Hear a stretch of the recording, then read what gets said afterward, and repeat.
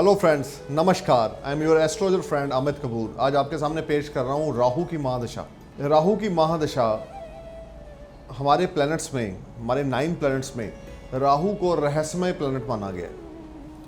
18 साल का समय, अगर किसी की भी कुंडली में राहु की महादशा का समय शुरू हो तो राहु की महादशा 18 साल तक एक्टिव रहती है, जिसमें सब पीरियड्स चेंज होते रहते हैं। राहु की महादशा, सबसे पहले मैं आपको राहु की नेचर के बारे में कुछ बताना चाहता हूँ। राहु रहस्यमय प्लैनेट है। राहु एक ऐसे प्लैनेट हैं जो षड्यंत्र से कुछ फ़ायदा लेते हैं, षड्यंत्र से ही कुछ नुकसान करते हैं। इंसान की प्रॉस्पेरिटी का कारक भी राहु है, इंसान के डीफेम का कारण भी राहु है। अगर राहु किसी की कुंडली में अच्छी पोजीशन में बैठा हुआ है, एग्जाल्टेड है, अच्छे हाउस में बैठा हुआ है और उसकी महादशा आपके ऊपर चल जाए तो इंसान भिखारी से राजा बन जाता है। और अगर राहु की महादशा है आपके ऊपर और राहु किसी बैड हाउस में बैठा है या डेबिलिटेटेड है या एनिमी साइन में है तो राहु की महादशा आपके लिए बहुत ही ज़्यादा स्ट्रगलिंग रहती है। मैंने बहुत से हॉरोस्कोप पे प्रैक्टिस किया है। मैंने ये देखा है जिन लोगों के कुंडलीज में, जिन लोगों के हॉरोस्कोप्स में राहु एक अच्छे प्लेस में, अच्छे हाउस में बैठा है, अच्छी पोजीशन में बैठा है, अच्छे प्लैनेट्स का आस्पेक्ट राहु पे पड़ रहा है या किसी अच्छे प्लैनेट के साथ बैठा हुआ है, उन लोगों को राहु की दशा में सडन गेन्स होते हैं, प्रॉस्पेरिटी बढ़ती है, फेम बढ़ता है, फॉरेन ट्रैवल रहते हैं, फॉरेन सेटलमेंट रहते हैं। फॉरेन सेटल होने के लिए भी राहु ही सबसे ज़्यादा इम्पोर्टेंट पार्ट प्ले करते हैं। आपको ग्रीन कार्ड लेना है, आपको अब्रॉड में सेटल होना चाहते हो तो राहु अगर आपके 12th हाउस में, 4th हाउस में या 9th हाउस में बैठा है या 3rd हाउस में भी बैठा है तो राहु आपको नो डाउट फॉरेन अपने जन्म स्थान से दूर जाके कहीं ना कहीं सेटलमेंट आपकी कराएगा। मैंने मैक्सिमम देखा है राहु की दशा लग जाए इंसान अनस्टेबल रहता है। वहम का कारण भी राहु है, डर का कारण भी राहु है। हम जो नहीं करना चाह रहे, कई बार हमें सिचुएशन में फंसकर वो करना पड़ता है, उसका रीज़न भी राहु है। इंसान, मैं लोगों से मिला हूँ एस्ट्रोलॉजी में। मुझे एस्ट्रोलॉजी करते हुए मेरे पास 20 इयर्स का एक्सपीरियंस है। तो मैंने एक चीज़ देखी है, राहु से बड़ा षड्यंत्र वाला प्लैनेट, राहु से बड़ा जिसको बोलते हैं प्लानिंग वाला प्लैनेट, वो हमारे सोलर सिस्टम में कोई भी नहीं है। राहु एक शैडो प्लैनेट है। अगर ये किसी के लिए पॉजिटिव हो जाता है तो उस आदमी को इतनी सक्सेस देता है कि वो खुद सोचने लग जाता है कि मैं इस चीज़ को डिजर्व करता था कि नहीं करता था, मैं इस पीक पे कैसे पहुंच गया, इस हाइट पे कैसे पहुंच गया। तो ये सब राहु की कृपा है। लोग राहु से डरते हैं, ठीक है, डरना चाहिए भैया, लेकिन वो तब डरना चाहिए अगर आपके कर्म गलत हैं। झूठ का कारण, फरेब का कारण, डीफेम का कारण, आपकी रिस्पेक्ट में जिसको बोलते हैं कि एक धब्बा लगना, आपके नाम के साथ एक धब्बा जोड़ना, इट इज़ राहु। लेकिन एक चीज़ साथ में है, अगर राहु आपके नेटल चार्ट में D1 में 3rd house, 6th house, 9th house, 12th house में प्लेस्ड है और एग्जाल्टेड साइन में है, इसकी दशा अंतरदशा में आपको बहुत ही ज़्यादा अच्छे अचीवमेंट्स मिलेंगे। 3rd हाउस का राहु आपके अंदर इस लेवल का कॉन्फिडेंस पैदा कर देगा कि आपके सामने अगर कोई आके खड़ा भी हो जाएगा तो आपको उससे भयभीत होने की जरूरत नहीं है, क्योंकि आप राहु को 3rd हाउस में लेकर पैदा हुए हो। आपका कॉन्फिडेंस लेवल, आपका बात करने का तरीका, आपका सामने वाले से किस तरह का रिजल्ट हमने लेना है, ये राहु है। मैंने मैक्सिमम एक चीज़ और नोट की है, राहु की महादशा वाले जो लोग हैं वो अक्सर किसी ना किसी चीज़ को लेकर कंफ्यूज रहते हैं। उनका माइंड हमेशा डबल माइंडेड और टेंस में रहता है। उनको ये नहीं पता होता कि क्या चीज़ हमारे लिए अच्छी है और क्या बुरी है।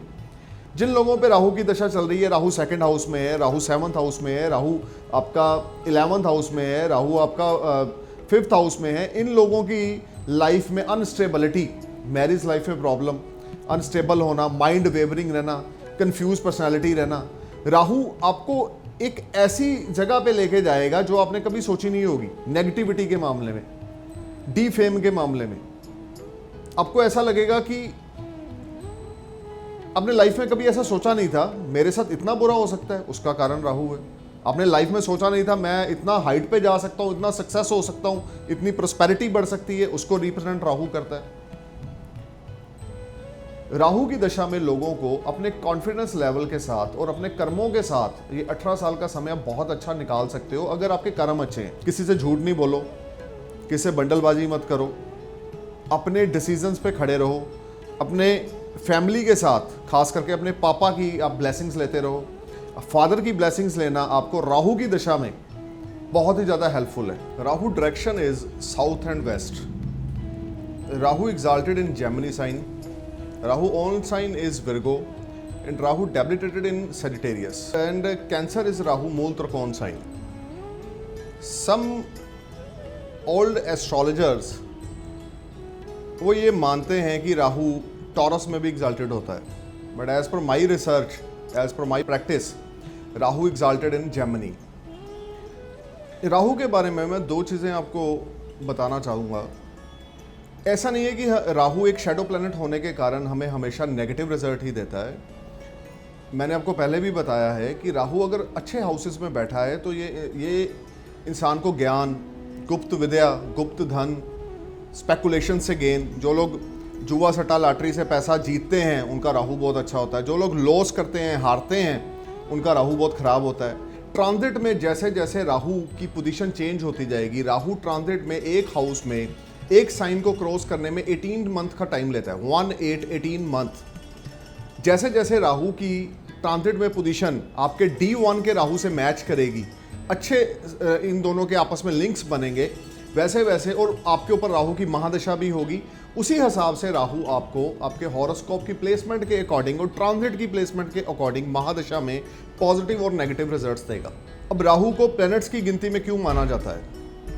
समुद्र मंथन के समय आपने बहुत बार सुना होगा, ये सीरियल भी आते हैं जिसमें सब दिखता है, तो दिखाते हैं कि हम लोगों का ज्ञान बढ़े। मैं भी आपको कुछ एक्सप्लेन करना चाहता हूँ जिससे आपको ये पता होगा, आपका विजन क्लियर होगा कि राहु से डरने की ज़रूरत नहीं है। कुछ ऐसी रेमेडीज़ हैं, कुछ ऐसी भक्ति है जिससे राहु के बैड इफेक्ट को हम ख़त्म कर सकते हैं। समुद्र मंथन के समय राहु ने चंद्रमा का रूप धारण करके, चंद्रमा को बंदी बनाकर, चंद्रमा का रूप धारण करके अमृत पान किया।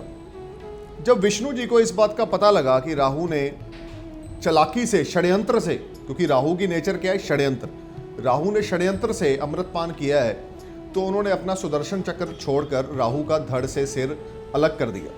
क्योंकि वो अमृतपान उस समय उसके गले तक था, तो उसकी मुंडी को राहु का नाम दिया गया और धड़ को केतु का नाम। आपने अक्सर सुना होगा, एस्ट्रोलॉजर्स बोलते हैं आपकी कुंडली में काल सर्प योग है।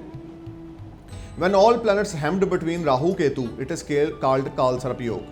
When 7 planets hemmed between Rahu Ketu, it is called Kal Sarp Yoga. तो उस समय तो राहु ने समुद्र मंथन के समय षड्यंत्र रचकर अमृत का पान कर लिया। अमृत पान करने की वजह से उसकी गिनती देवताओं में होने लग गई। अब मैक्सिमम देखा है, अगर राहु किसी भी अच्छे प्लेनेट के साथ आकर बैठे, लाइक जुपिटर के पास साथ आकर बैठे, तो राहु बनाता है गुरु चंडाल योग। मेरी रिसर्च ये कहती है, ऐसा नहीं है कि हर समय, हर चार्ट में, हर हॉरोस्कोप में, हर D1 में अगर जुपिटर और राहु इकट्ठे हैं तो उनकी प्लेसमेंट हमें नेगेटिव फल ही देगी, ऐसा नहीं है। मैंने बहुत से हॉरोस्कोप पे प्रैक्टिस की है जिसमें जुपिटर और राहु इकट्ठे बैठते हैं और इंसान को बहुत हाइट देते हैं। हमने ये देखना है कि जुपिटर कितने डिग्री का है, राहु कितने डिग्री का है, उनका बल, षडबल क्या है, उनका नक्षत्र क्या है। It is a very deep study. ये बातें मैं आपको इसलिए एक्सप्लेन कर रहा हूँ कि आपको राहु की नेचर के बारे में पता लगे। पहले हम ये चीज़ जानें कि what is the meaning of planets, what is the meaning of astrology. It is a science, it is a occur science. I believe on it.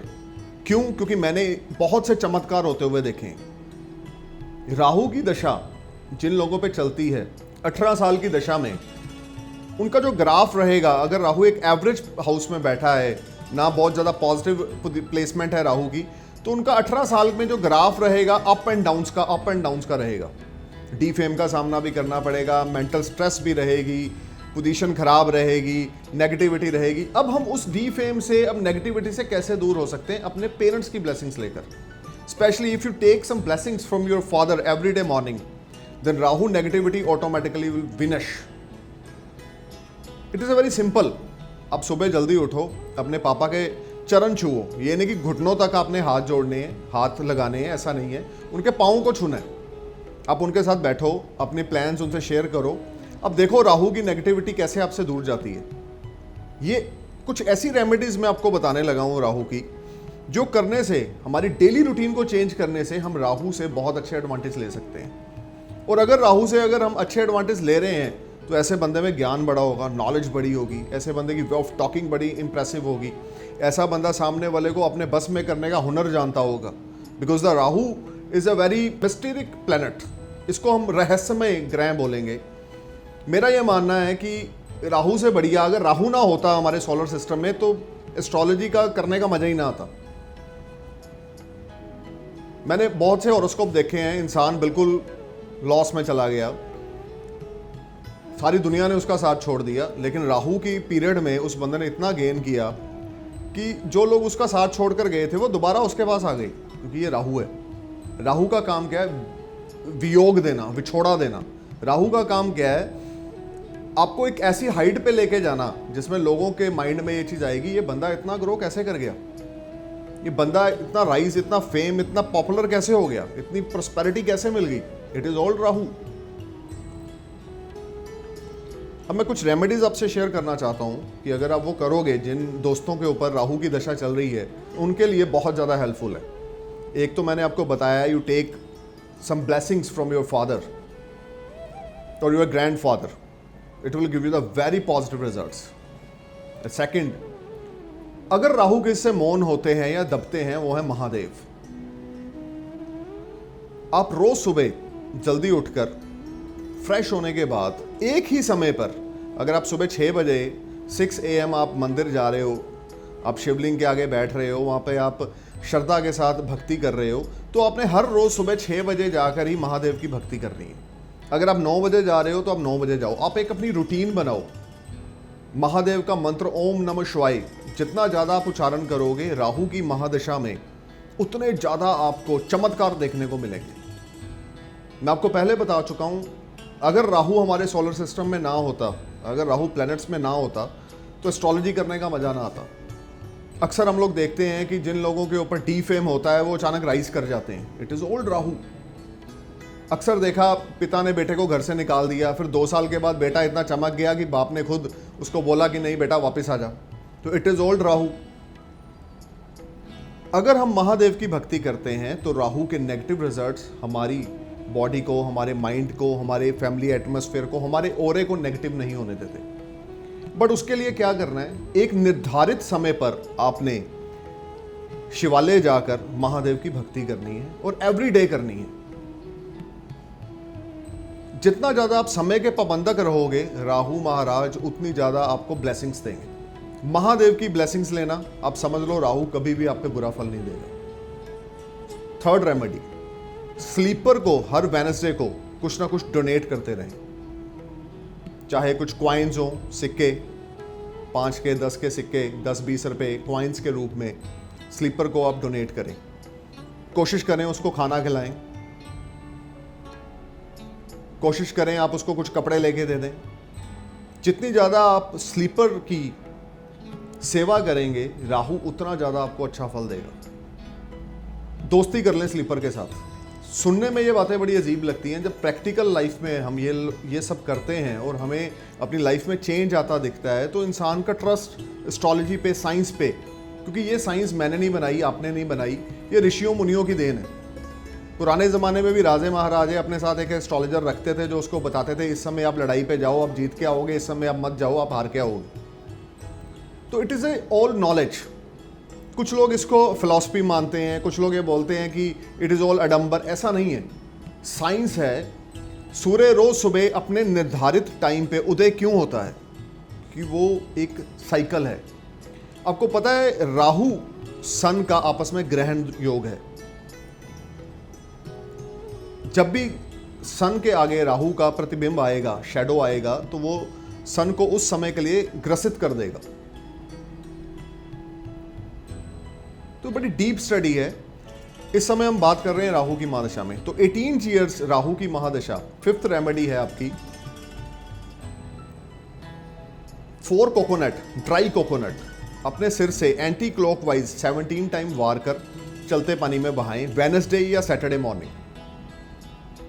जब भी आपको लगे आपकी इन्वायरमेंट नेगेटिव हो रही है, आपके एनिमीज आपके ऊपर हावी हो रहे हैं, आपकी प्रॉस्पेरिटी में प्रॉब्लम आ रही है, आपके बिजनेस में प्रॉब्लम आ रही है, आपके फाइनेंस में प्रॉब्लम आ रही है, आप डेप्स के अंदर जा रहे हो, तो आप 4 ड्राई कोकोनट लेकर अपने सिर से एंटी क्लॉकवाइज 17 टाइम उसको घुमाकर ओम भ्राम ब्रीम ब्रोम सह राहुआय नमः का जाप करते हुए उसको चलते पानी में बहाएं, वेडनेसडे मॉर्निंग और सैटरडे मॉर्निंग। अब जो लोग एस्ट्रोलॉजी को मानते हैं वो तो ये करेंगे, जो लोग नहीं मानते मैं उनको भी एक एडवाइस दूंगा, एक बार आप करके देखें।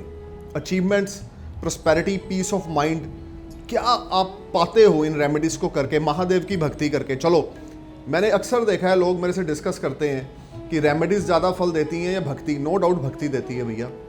रेमेडीज किसने बनाई है? भी भगवान ने ही बनाई। अगर सुख है तो दुख है, अगर अच्छा समय है तो बुरा समय है, अगर कुछ परेशानी है तो उसका हल है। Every problem has a solution on this earth. अब हमारे अंदर कितनी एबिलिटी है उस प्रॉब्लम को फेस करने की। आपका कॉन्फिडेंस, राहु अगर आपका अच्छे घर में बैठा है तो भैया गजब का कॉन्फिडेंस। थर्ड हाउस का राहु इतना कॉन्फिडेंस भरता है। नाइन्थ हाउस का राहु बहुत अच्छी अचीवमेंट्स देता है, नॉलेज देता है, ज्ञान देता है। करैक्टर को अच्छा रखें, नॉन वेज ना खाएं, ड्रिंक ना करें, स्मोक ना करें, तो राहु की महादशा आपके लिए माइलस्टोन साबित होगी आपके करियर के लिए। 12th हाउस का राहु आपको उस हाइट तक ले जाएगा जो आपने सोचा नहीं होगा। सो फ्रेंड्स, राहु से डरने की जरूरत नहीं है। We need to change our self, we need to change our mind, we need to change our thinking. If we do all these small remedies and we must go to the Mahadev temple every day morning on the same time, then Rahu will give the lot of success. और एक बार अगर राहु आपके ऊपर खुश हो जाएं और आपको कुछ अच्छा देना चाहें या देना शुरू कर दें, तो फिर दुनिया एक बार तो ये सोचेगी, दांतों तले उंगली दबाएगी कि ये आदमी इतनी राइस कैसे कर गया। तो डरने की जरूरत नहीं है प्लैनेट से। अब प्लैनेट्स को समझने की कोशिश करें। इसी को एस्ट्रोलॉजी बोलते हैं, इसी को एस्ट्रोलॉजर बोलते हैं कि हमें किसी को मिसगाइड नहीं करना। हमें सामने वाले को बताना है कि भैया it is the meaning of the Rahu, Jupiter, Saturn, Sun. अब शनि के साथ राहु की प्लेसमेंट हो जाए तो प्रेत श्रापित दोष बन जाता है। बहुत से हॉरोस्कोप में देखा नेगेटिव फल है, लेकिन मेरी प्रैक्टिस ये कहती है कि अगर अच्छे घरों में बन रहा है तो अचीवमेंट्स बढ़ी हैं। So it is all depend of the vision of the astrologer, knowledge of the astrologer.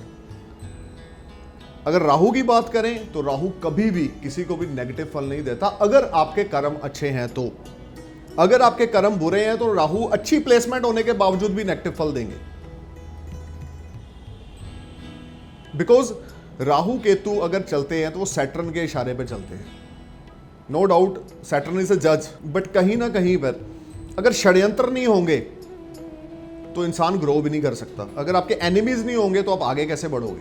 मेरा तो ये मानना है जितने एनिमीज बढ़ रहे हैं आपके, उतनी आपकी तरक्की बढ़ रही है, प्रॉस्पेरिटी बढ़ रही है, फेम बढ़ रहा है, because it is the nature of Rahu. I know astrology, I am trying to learn it every day. Astrology ये बोल रही है कि आप अपने विजन को क्लियर करें, किसी से डरे नहीं, फोकस करें अपने आप को। तो राहु की महादशा का एंजॉय करने के लिए, राहु की महादशा के पॉजिटिव रिजल्ट्स लेने के लिए जो रेमेडीज मैंने आपको बताई हैं, अगर आप वो करोगे, you will surely blessed with the blessings of Mahadev and Rahu. Know more about this Rahu Mahadasha, visit my website www.akastrology.com. Thank you, all the best. Jai Hind.